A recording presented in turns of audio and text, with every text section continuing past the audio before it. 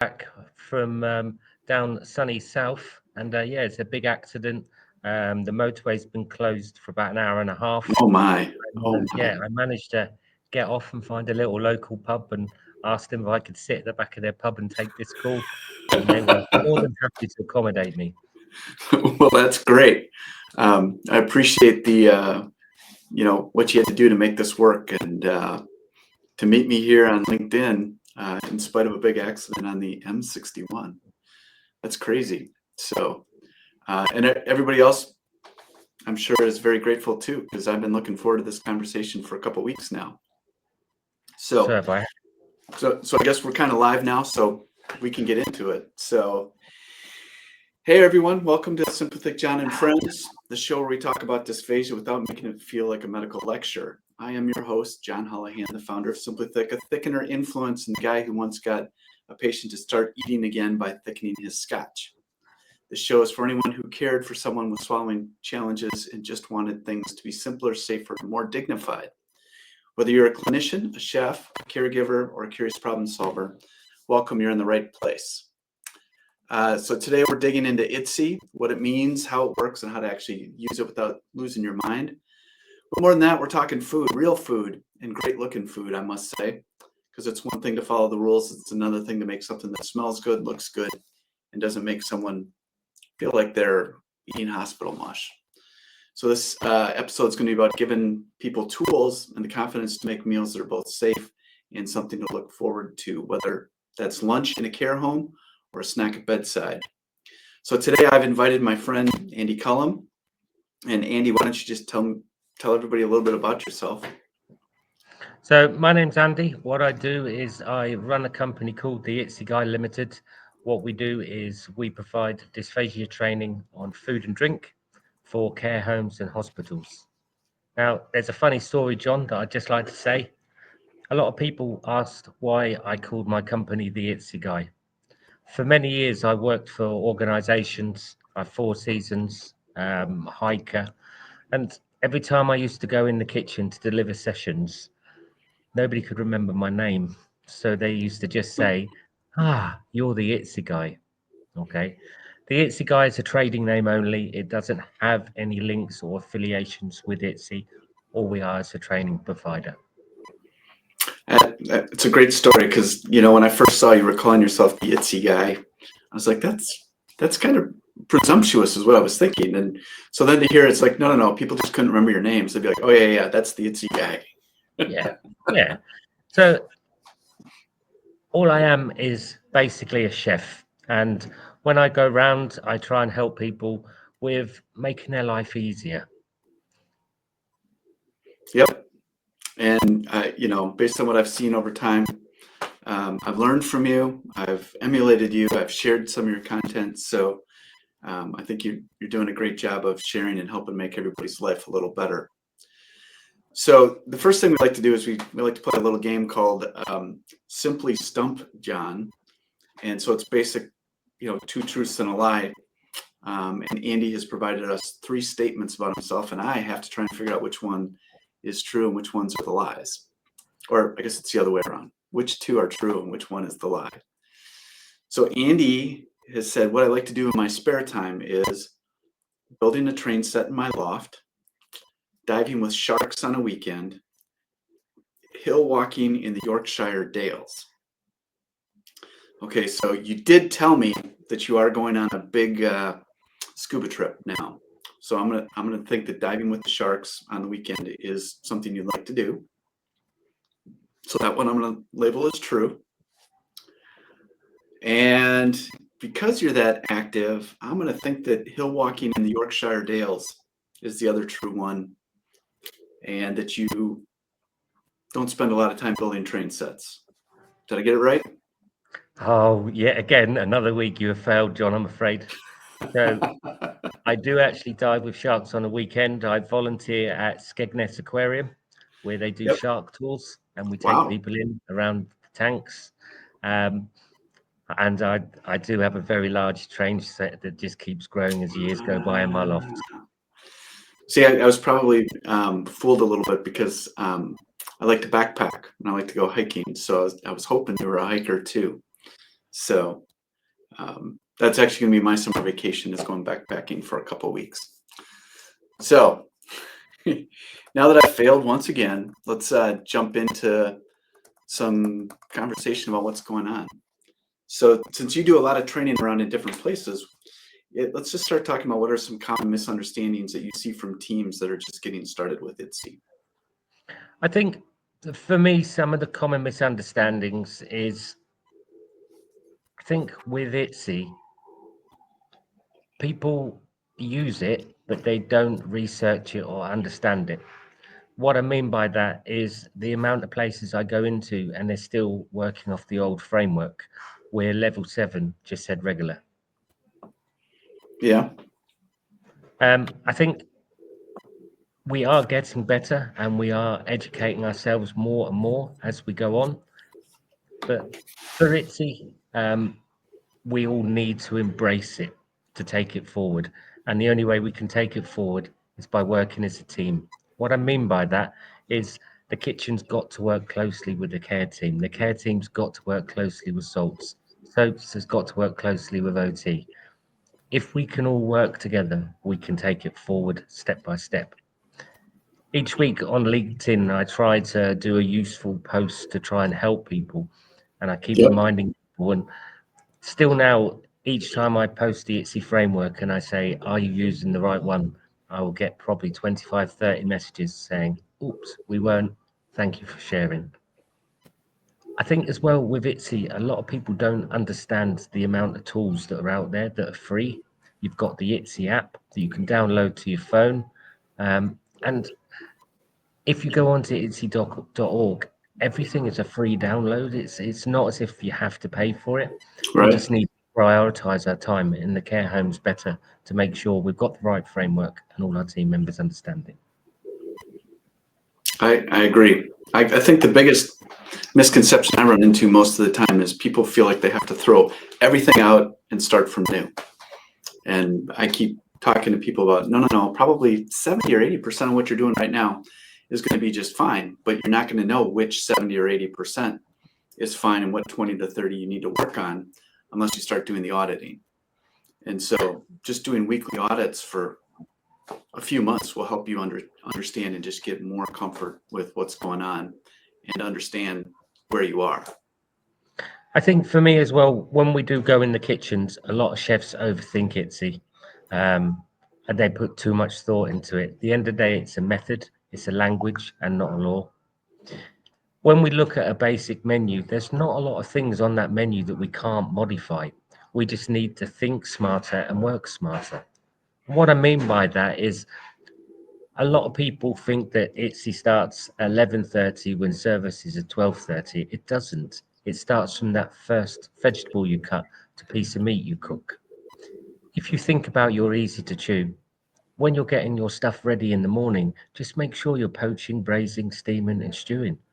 Make sure you stay away from them problematic ingredients. I see a lot of people when they get to their level 6, they wait until the food item is cooked and then they cut it up. All fairness, it looks like a truck has run over it, doesn't it? Why don't we cut the meat up when it's raw? Okay. Fry that little bit of meat off separately, make a little bit of stew, put it in the bottom of the oven or in the steamer and let it cook out. Cut your veg to that 1.5 centimeter size when it's raw. Put it in a little pan on the stove, let it simmer away.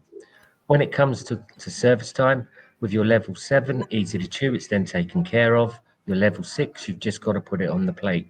All you've really got to do then is focus on your level 3, 4, and 5. When you look at the standard diets within the care home setting, you're only likely to have 1, maybe 2 of them. If you've got a good blending machine, that will do the work for you. I hear a lot of people think to themselves, hey, I've got to spend thousands of pounds on a blender. You don't. You can do it with a stick blender. You can do it with a Magimix. If you are churning out high numbers, I would recommend getting a really good machine. This will then make your life easier. Yep. I think I've found that chefs are among the most enthusiastic people for IDDSI because it's going to allow them to do something different and show off some of their training and their skills. Have you seen that as well, or? I find when we get a restaurant chef and they come into the care home background, they're more used to multitasking and doing many jobs. They seem to embrace IDDSI in more of an inventive way than somebody that's been in the care home for 10 years. Does that make sense? Yeah. If you look at some of the work that some of the guys are doing at the moment and posting on LinkedIn, they're pushing the barriers. It's okay to push the barriers, but we've got to always remember that we've got the IDDSI framework there and the IDDSI testing tools. We must always make sure that the food that we're producing and serving is safe to eat. It needs to be colourful and it needs to taste nice. For me, I always focus on food looks like food.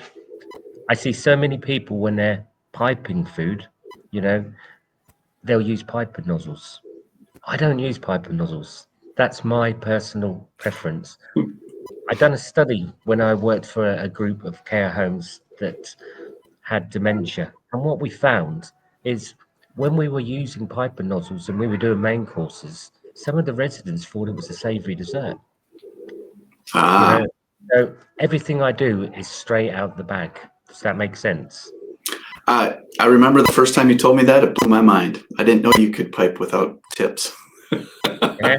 I don't use any piper nozzles whatsoever. Everything straight out the bag. I use a thick disposable bag that you can buy from most stores off the internet. Food suppliers sell it. What this bag allows you to do, it allows you, as you are preparing your modified meals, to store them in the bag. You can then tie the end of the bag with cling film, trim the bag. If you are going to do this method, can I please suggest that you label the bags? Otherwise, you've got 6 bags, they're all blue, in your hot cupboard, and you're going, what's in there? Yep. Once you get that mix into the bag for your levels 4s and 5s, you can store it in the hot cupboard for half an hour, 40 minutes. The bag traps in the moisture. Whereas if you put it on the plate, within 20 minutes, the bottom of the food is going to dry out, the top of the food is going to go crusty, and it won't pass its IDDSI audit tests. And you know what happens then, John, don't you? People aren't happy. They pour gravy over it. And they go, this will soften it up. Let's put some gravy on it. I can see that. So, one of the things I've seen in IDDSI implementation is when I walk into a kitchen or when I start talking to people, there's a lot of skepticism. What have you found is the best way to get over the skepticism of the staff? The guy standing in the side with his arms crossed, or the people who are saying, well, we've been doing this for 30 years and we haven't killed anyone yet. I think the biggest challenge you have is trying to break somebody's working habit. They've come in at 7:45 every day for the last 10 years. At 5 to 8, they turn on all the gas rings, even in the middle of summer. They make themselves a brew. They go get changed. They come back and they do everything the same time every day. It's very, very structured in the care home. When you then try and introduce something new to them, it's, I won't have time. I won't have time. Some chefs you can work with, or kitchen team members you can work with, and they pick it up very, very quickly. Some you have to spend that little bit more time with. Once the person can get it in their head that we are not doing heart surgery, we are just preparing a modified meal, and they believe in their abilities, they get it. If they were no good and they were rubber chefs, they wouldn't be there. Do you know what I mean? Mm-hmm. Once you can believe in your own abilities as a chef, you will nail it. Sometimes when I do sessions, a lot of trainers, when they walk away, that's when the training finishes. For me, when I walk away, that's when the training starts. So I'll always encourage people to send me photographs, WhatsApp me, email me, ring me. I obviously asked them not to do it during service time because it'd be a bit tricky. Um, but some people need that additional help. You know, how can I modify this? How can I make that look a little bit better? How many times have you looked at a meal when somebody's preparing their menu and it's mashed potato, chicken breast, cauliflower, and cabbage? You know, think about what is on your menu, think about the colors, think how it's going to look on the plate. Once we can teach people that it's not all about blending in a blender and putting it on a plate, there's a lot more to it. If you can start that with your planning and your preparation, people will believe and they will actually realize that it's not that hard. I always tell people, look, if I can do it, I know you can do it, because my kitchen skills are not that good. I treat it more like a laboratory. I get a little embarrassed when I start using the knife, because I know that there's people watching me who are like, that guy doesn't even know what he's doing with the knife. And compared to a chef, I don't.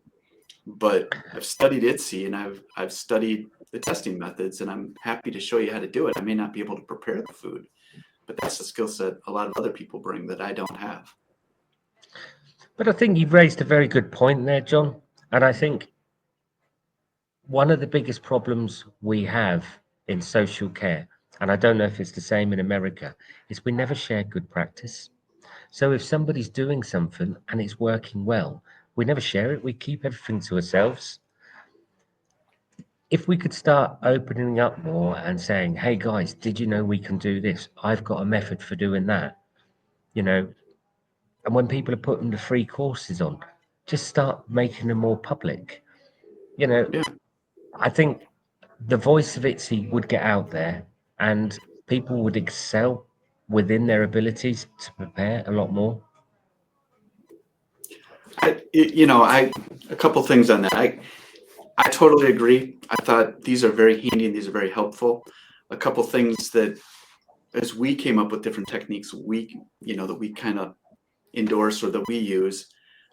First of all, one time I looked at the people I was doing just the basic webinars with, and I said, what do you think? Could we do a 2-hour webinar where all we do is make food and show people how we do it? And it seemed like such a crazy idea. And the first couple times we did it, it was like we're using the webcam on our computer, and we had a couple little extra cameras, and we had to switch our cameras on Zoom as we were doing it. And I was amazed that we'd have, more than 100 people sign up for something like that. And we've just kept doing them over the years. And I'm like, I have chef friends, and I'm like, people come and watch me cook, and they shake their heads. But it's about sharing those techniques and the things. And then I started to think about people at home, and I'm like, okay, so like I was handed a sheet of paper after my daughter had an oral surgery, and it said she needed to be on a soft no chew diet. And it was one of those pieces of paper that had been photocopied 50 times, and you could barely read it. I'm like, what's a soft no chew diet? And the doctor said, soft no chew diet. I said, what do you mean by soft no chew diet? He goes, soft no chew. And I'm like, I work in the world of dysphagia, and I'm not even sure what you're talking about. So I went home and researched it. I'm like, well, it sounds like she's on a minced and moist diet to me. And that's what we used. And I was like, so people at home, they're overwhelmed by this. And I mean, I wrote a cookbook, and the only reason I wrote it was I was thinking of like my mother-in-law. How is she going to handle this if somebody in her family has dysphagia? And the answer is she knows how to cook, but she doesn't know how to process it or how to think like you do about how do we start in the beginning and be prepared for it. Whereas most of us would get to the end of a meal and be like, oh, now I need to process a little bit for the person with dysphagia. So I wanted to say, how do we take those family favorites and make them accessible to the family? And how do we take all of that concern and put it in one spot so they don't have to go run to a whole bunch of websites and figure it out? And it's been fairly successful. And I still am completely surprised. On the one hand, I am surprised. And on the other hand, I'm like, oh yeah, that just reiterates people are not getting that photocopied piece of paper that's been out there 50 times and they can barely read it. I must make a confession. I have actually stolen your simplified IDDSI guide and That's given fine. it to a lot of chefs, and they found it a lot more easier to understand without so much of the jargon. Yep. I fully heartedly appreciate all the work you do and the free stuff you give away. I've done a couple of little brochures with suppliers to try and help people. When I do stuff with suppliers, I say to them, I'm more than happy doing this, but it's got to be a free giveaway. It can't just be accessible to your own customers. Yes. And I've done a lot of work with a large supplier, and we've done 3 or 4 booklets, pamphlets now, and they go down really well. And people say they help just by giving them simple ideas. Not as comprehensive as your book, which may I say I do have, um, you know, but giving them simple ideas how to do bread, how to do lettuce, Yes. how to pipe can change someone's life. Last week, I done a 3-day training course with some trainers who go around people's houses and help people. I hope you can appreciate I can't say the name of the company. We got to day 1, there was lots of tears, there was lots of paddies. I can't do this, I can never do this. Day 3, we had probably half of them in tears once they understood how they were going to impact somebody's life by just changing the presentation. They were Yeah. getting the levels. They were getting the levels right, John. Mm-hmm. They were understanding the testing methods, but it was getting it from that testing method onto a plate, thinking about the vibrant colors, thinking about starting in the middle and working your way out. You know, a lot of people we deal with have dementia. What a lot of people don't realize is 80% of dementia sufferers will suffer some form of dysphagia throughout their condition. Right. This is another reason why I love to make food look like food, for the pure reason being, have you heard of a guy called Anthony Worrell Thompson? I don't think so. So he was a Michelin star chef about 15 years ago. I'm not sure if he still is Michelin. He said that you've got 15 seconds to grab somebody's attention. 15 seconds. From that time you put that meal down, from the time somebody looks at it and goes, hey, I want to eat that. That looks like food. And I think that's why I focus so much on what I do. Do you know what I mean? Yeah. Let's recognize what we're eating. And if we can teach that to people, they actually realize how simple their life can be, piping straight from a bag. A little technique I teach people is we hear a lot about if we overload a plate, we're going to overphase somebody. So what do we do to combat that? We put a smaller portion on a smaller plate. Mm-hmm. All we're going to do is still make that plate look full. So I show people putting the food in the middle of the plate as you would in a restaurant, using a full-size plate, starting from the middle and working your way out. The piping techniques I show people, when we pipe in circles, but we pipe up. So when you look down on the plate, it looks like there isn't as much food on the plate as there actually is. These are quite simple tricks to pick up, John, but the hardest thing is making you believe. Once you believe in your own skills and your own abilities, you'll be flying. I. It sounds wonderful. I'm sitting here thinking, okay, so how can I figure out how I can make another trip to the UK to come and be trained? To sit Oh, in on your session so I can learn some more. don't, because I'm already trying to con the other half into letting me go to the IDDSI Festival in Florida. So California. Yep. So let's switch gears a little bit, since you are on the chef end, and the things that people seem to be struggling with that I hear about is what are they going to serve for soft and bite size, and because the meat's often too tough, like you said, and what do you do for snacks? So, if you've ever looked at some of the work I do, um, Well, I have. everything goes into bags. So when we're doing cold stuff, that goes into bags also. So I've come up with some techniques on how we can do desserts and we can freeze them down. Pretty similar to how you used to do the ice cubes, John. Mm-hmm. When we're doing them desserts, we can make them that little bit smaller. Okay, so we can then use them for a 10 o'clock snack, a 3 o'clock snack. What we have left in the bags, well, all we could need to do is get a little ramekin.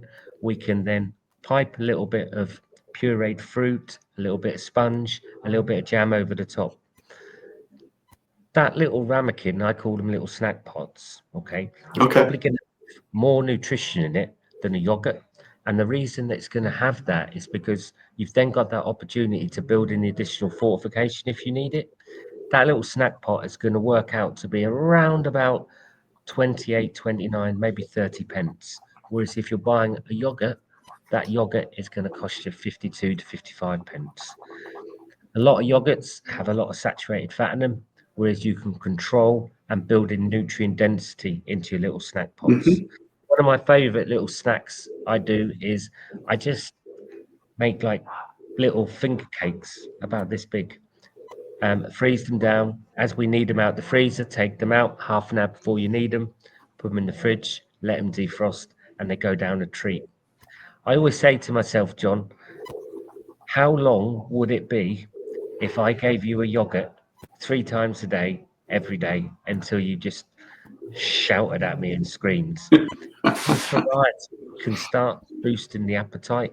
What I mean by that, if you've lost your appetite and the will to eat, if I can start tantalizing you with bright colors, vibrant tastes, and I could start getting you interested in food again, then I could then start working my way up to that main course meal, starting small and going to bigger portions. Yep. If I get disinterested by just having a yogurt every day, I'm not going to want to eat, am I? So I think snacks are very important. But when I do snacks, it's an ideal opportunity to really get people interested, get people talking about what you're doing. It also stops your mundane day from being boring. Hey, why don't I try this? Hey, why don't I try that? So I've wanted to. Lots of different snack ideas you can try, even down to little banana purees and stuff like that. So one of the things I wanted to ask you that I keep forgetting is because you make your purees and minced moist look so.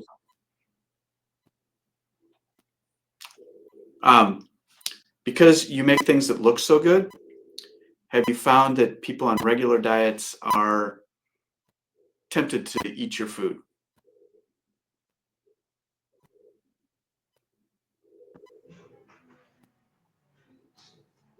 So we lost you for a second there. Are you back? Are you still there, John? I'm here. Can you hear me?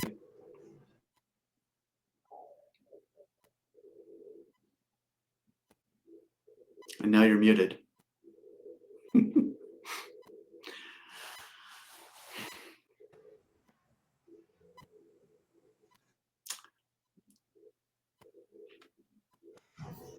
Hello.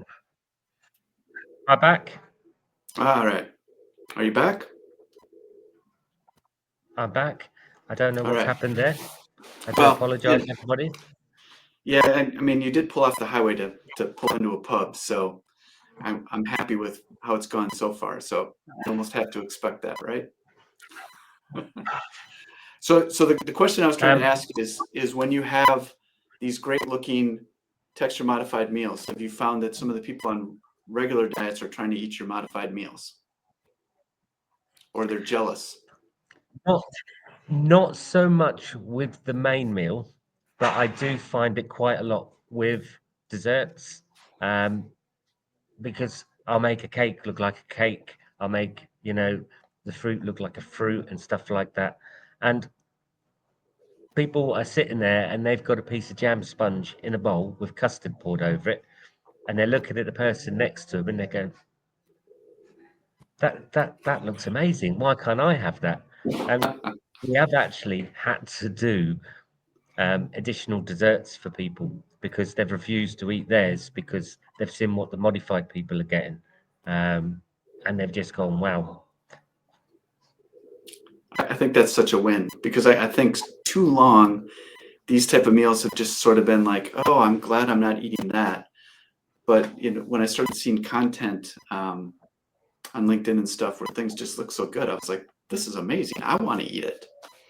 I think right now there's somebody in Australia where I have a standing invite that the next time I'm there that she's going to make dinner for me because her food just looks so good. And I'm like, next time I go, I'm coming. Well, next time you come to the UK, John, I'll get a little kitchen and we can have a good play together. All right. Well, that sounds really good. So just kind of a last question.